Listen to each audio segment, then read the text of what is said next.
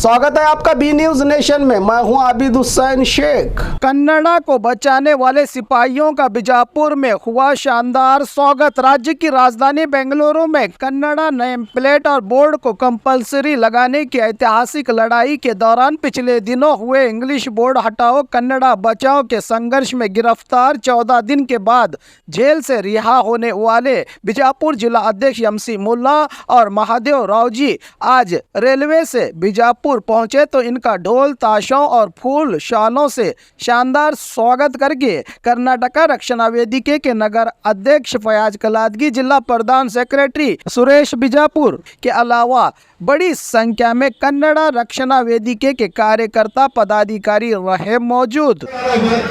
South western railway Mazdoor union ಎಲ್ಲ ಪದಾಧಿಕಾರಿಗಳಿಗೂ MD ಅತ್ತಾರ sir ಅವರಿಗೂ KG Rathod ಅವರಿಗೆ ಸೇರಿದಂತೆ ಎಲ್ಲ ಪದಾಧಿಕಾರಿಗಳು ಕೂಡ ನಮ್ಮ ಕರ್ನಾಟಕ ರಕ್ಷಣಾ ವೇದಿಕೆಯ ಪರವಾಗಿ ತುಂಬ ಹೃದಯದ ಧನ್ಯವಾದಗಳನ್ನು ಅರ್ಪಿಸ್ತಾ ಇದ್ದೀವಿ। ಕರ್ನಾಟಕ ರಕ್ಷಣಾ ವೇದಿಕೆಗೆ ಕರ್ನಾಟಕ ರಕ್ಷಣಾ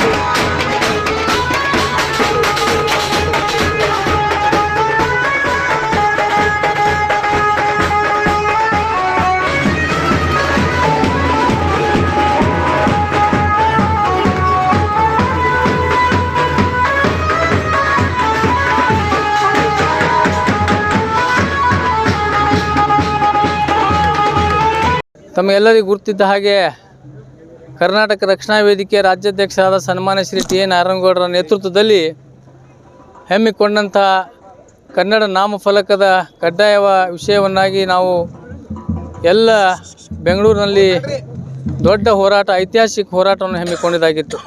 ಆ ಹೋರಾಟದಲ್ಲಿ ನಾವು ಇಡೀ ರಾಜ್ಯದ ಮೂಲೆ ಮೂಲೆಯಿಂದ ಕಾರ್ಯಕರ್ತರು ಬಂದಿದ್ದರು, ಆ ಹೋರಾಟದಲ್ಲಿ ಪಾಲ್ಗೊಂಡಿದ್ದರು। ಆದಾಗ್ಯೂ ಕೂಡ ಅಲ್ಲಿ ಸ್ವಲ್ಪ ಸಣ್ಣ ಪುಟ್ಟ ಘಟನೆಗಳು ಆಗುವ ಸಹಜ।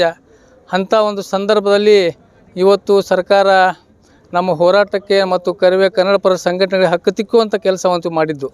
ಆ ವಿಷಯದಲ್ಲಿ ಇವತ್ತು ಕನ್ನಡ ನಾಮಫಲಕ ಕಡ್ಡಾಯ ಅಂಥೇಳಿ ಸರ್ಕಾರ ಪದೇ ಪದೇ ಆದೇಶ ಹೊರಡಿಸಿದ್ರು ಕೂಡ ಎಲ್ಲಿಯಾದರೂ ಕೂಡ ವ್ಯಾಪಾರಸ್ಥರಾಗಲಿ ಇನ್ನಿತರ ಎಲ್ಲ ನಾಮಫಲಕಗಳಲ್ಲಿ 60% ಏನು ಕನ್ನಡದ ಭಾಷೆ ಅಳವಡಿಸಬೇಕಾಗಿತ್ತು।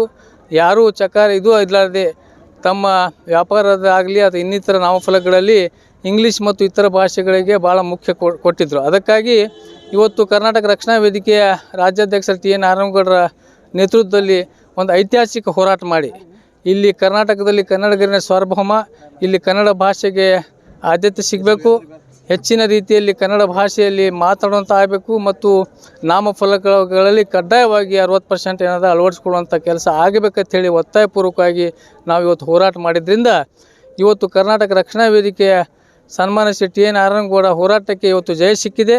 ಯಾಕೆಂದರೆ ಸರ್ಕಾರ ಈ ಕರವೆಯ ಹೋರಾಟಕ್ಕೆ ಮಣಿದು ಮೊನ್ನೆ ಏನದ 60% ಏನದ ನಾಮಫಲಕಗಳಲ್ಲಿ ಕಡ್ಡಾಯವಾಗಿ ಅಳವಡಿಸ್ಕೊಳ್ಬೇಕಂತ ಹೇಳಿ ಒಂದು ಸುಗ್ರೀವಾಜ್ಞೆಯನ್ನು ಮಾಡಿದ್ದೆ। ಅದಕ್ಕಾಗಿ ಸರ್ಕಾರಕ್ಕೆ ಕೂಡ ಕರವೆಯಿಂದ ಅಭಿನಂದನೆ ಸಲ್ಲಿಸ್ತೇವೆ।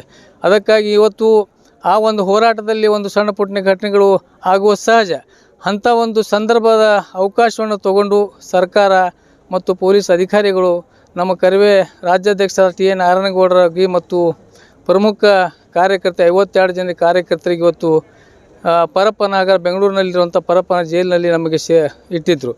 ಆದರೂ ನಾವು ಕನ್ನಡಕ್ಕಾಗಿ, ಕನ್ನಡ ನಾಡಿಗಾಗಿ, ಈ ಜಲಕ್ಕಾಗಿ, ಭಾಷೆಗಾಗಿ ಯಾವತ್ತೂ ಇಂಥವು ವರ್ಷಗಟ್ಟಲೆ ಕೂಡ ನಮಗೆ ಜೈಲು ಶಿಕ್ಷೆ ಕೊಟ್ಟರು ಕೂಡ ನಮಗೆ ಯಾವ ಥರದ್ದು ನಾವು ಬಗ್ಗುವಂಥ ಪರಿಸ್ಥಿತಿ ಅಥವಾ ಕುಗ್ಗುವಂಥ ಪರಿಸ್ಥಿತಿ ಮಾಡೋದಿಲ್ಲ।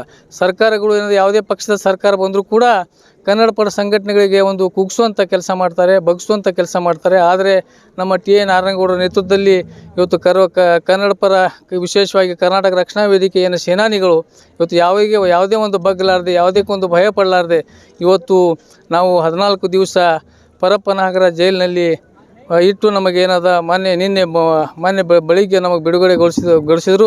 ಅದಕ್ಕಾಗಿ ಇಂಥ ಸಾಕಷ್ಟು ಯಾವುದೇ ಒಂದು ಭಯಕ್ಕೆ, ಯಾವುದೇ ಒಂದು ಅಂಜಿಲಾರದೆ ಇವತ್ತು ಜೈಲು ಶಿಕ್ಷೆ ಆಗಲಿ ಅಥವಾ ಇನ್ನಿತರು ಇಂಥ 100 ಕೇಸ್ಗಳು ಇದ್ದರೂ ಕೂಡ ಇವತ್ತು ಕರ್ನಾಟಕ ರಕ್ಷಣಾ ವೇದಿಕೆ ನಾರಾಯಣಗೌಡ ನೇತೃತ್ವದಲ್ಲಿ ಯಾವ ಕಾರ್ಯಕರ್ತರು ಹಿಂದೆ ಸರಿಯುವುದಿಲ್ಲ.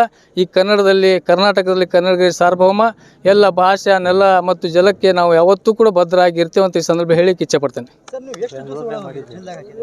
ನಾವು 14ನೇ ದಿವಸ ಬಂದ್ವಿ. ಇಲ್ಲ, ವ್ಯವಸ್ಥೆ ಅಂದು ಏನಿಲ್ಲ, ಯಾರು ಅಲ್ಲಿ ಏನದ ಕೈದಿಗಳು ಯಾವ ರೀತಿ ಇರ್ತದೆ ಅದ್ರ ಪ್ರಕಾರ ವ್ಯವಸ್ಥೆ.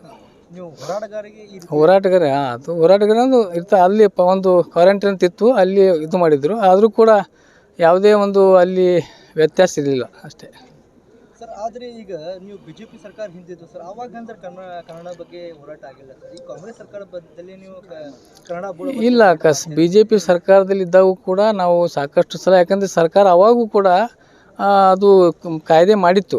ಆದರೆ ಅದು ಸುಗ್ರೀವಾಜ್ಞೆ ಮೂಲಕ ಯಾವ ಸರ್ಕಾರ ಕೂಡ ಇಂಪ್ಲಿಮೆಂಟ್ ಮಾಡಿದ್ದಿಲ್ಲ. ಅದಕ್ಕಾಗಿ ಇದು ಎಲ್ಲ ಎಷ್ಟೇ ಹೋರಾಟ ಮಾಡಿದ್ರು ಕೂಡ ಸರ್ಕಾರ ಮತ್ತು ವ್ಯಾಪಾರಸ್ಥರಾಗಲಿ ಇನ್ನಿತರ ನಾಮಫಲಕಗಳಲ್ಲಿ ಕನ್ನಡ ಕಡ್ಡಾಯ ಆಗಿದ್ದಿಲ್ಲ. ಈಗ ಮೊನ್ನೆ ನಮ್ಮ ಕರ್ನಾಟಕ ರಕ್ಷಣಾ ವೇದಿಕೆಯ ಎಲ್ಲ ನಮ್ಮ ರಾಜ್ಯಾಧ್ಯಕ್ಷ ಟಿ ಎ ನಾರಾಯಣಗೌಡ ನೇತೃತ್ವದಲ್ಲಿ ಒಂದು ಐತಿಹಾಸಿಕ ಹೋರಾಟ ಮಾಡಿ ಸಾವಿರಾರು ಕಾರ್ಯಕರ್ತರು ಬೆಂಗಳೂರು ನಗರದಲ್ಲಿ ಕೂಡಿ ಆ ಜಾಗೃತಿ ಒಂದು ಅಭಿಯಾನ ಮೂಡಿಸುವಂಥ ಕಾರ್ಯ ಇವತ್ತು ಮಾಡಿದ್ದಾಗಿದೆ. ಅದಕ್ಕಾಗಿ ಇವತ್ತು ಸರ್ಕಾರ ಕೂಡ ನಮ್ಮ ಹೋರಾಟಕ್ಕೆ ಇವತ್ತು ಮಾನ್ಯತೆ ಕೊಟ್ಟು ತಕ್ಷಣವಾಗಿ ಸುಗ್ರೀವಾಜ್ಞೆ ಕೂಡ ಜಾರಿ ಮಾಡಿದೆ. ಅದಕ್ಕಾಗಿ ಸರ್ಕಾರಕ್ಕೆ ಕೂಡ ನಾನು ಅಭಿನಂದನೆ ಸಲ್ಲಿಸ್ತಾ ಇದ್ದೇನೆ.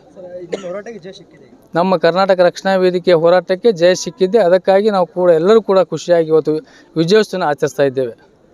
ಅದ್ರ ಜೊತೆಗೆ ಇವತ್ತು ನನ್ನ ಕರ್ನಾಟಕ ರಕ್ಷಣಾ ವೇದಿಕೆಯ ಎಲ್ಲ ಪದಾಧಿಕಾರಿಗಳು, ಕಾರ್ಯಕರ್ತರು ಮತ್ತು ವಿಶೇಷವಾಗಿ ವಿವಿಧ ಸಂಘಟನೆಗಳ ಮುಖಂಡರುಗಳು ಮತ್ತು ನನ್ನ ಕನ್ನಡದ ಅಭಿಮಾನಿಗಳು ಕೂಡ ಇವತ್ತು ಬಂದು ವಿಜಯಪುರ ರೈಲ್ವೆ ನಿಲ್ದಾಣದಲ್ಲಿ ಬಂದು ಇವತ್ತು ಭವ್ಯವಾದಂಥ ಸ್ವಾಗತ ಮಾಡಿದ್ದಾರೆ.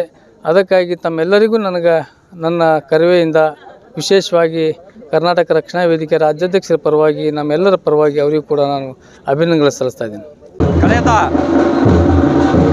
ಡಿಸೆಂಬರ್ ತಿಂಗಳಲ್ಲಿ 21ನೇ ತಾರೀಕಿಗೆ ನಮ್ಮ ಕರ್ನಾಟಕ ರಕ್ಷಣಾ ವೇದಿಕೆ ರಾಜ್ಯಾಧ್ಯಕ್ಷರ ಸನ್ಮಾನ್ಯ ಟಿ ಎ ನಾರಾಯಣಗೌಡರ ನೇತೃತ್ವದಲ್ಲಿ ಏನು ರಾಜ್ಯಾದ್ಯಂತ ಕನ್ನಡ ನಾಮಫಲಕವನ್ನು ಅಳವಡಿಸಬೇಕೆಂದು ಏನು ಹೋರಾಟ ಹಮ್ಮಿಕೊಳ್ಳಲಾಗಿತ್ತು.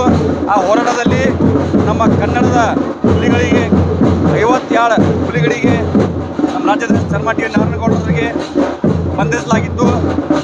ಅದಕ್ಕೆ ನಿನ್ನೆ ತಾನೇ ಆ ಜೈಲಿಂದ ಬಿಡುಗಡೆ ಆದ ನಂತರ ಕರ್ನಾಟಕ ರಕ್ಷಣಾ ವೇದಿಕೆ ವಿಜಯಪುರ ಜಿಲ್ಲಾ ಅಧ್ಯಕ್ಷರಾದ ಸನ್ಮಾನ್ಯ MC ಮೊಲ್ಲಾ ಅವರು ಹಾಗೂ ಹಿರಿಯ ಉಪಾಧ್ಯಕ್ಷರಾದಂಥ ಸನ್ಮಾನ್ಯ ಮಾದೇವರಾಜು ಅವರು ಇವತ್ತು ವಿಜಯಪುರ ನಗರಕ್ಕೆ ಆಗಮಿಸಿದ್ದು ಅವರಿಗೆ ಎಲ್ಲ ಕರ್ನಾಟಕ ರಕ್ಷಣಾ ವೇದಿಕೆ ಪದಾಧಿಕಾರಿಗಳು, ವಿವಿಧ ಪ್ರಗತಿಪರ ಸಂಘಟನೆಗಳು, ಕನ್ನಡದ ಅಭಿಮಾನಿಗಳು ಭವ್ಯವಾದ ಸ್ವಾಗತವನ್ನು ಕೋರಲಾಗಿದೆ.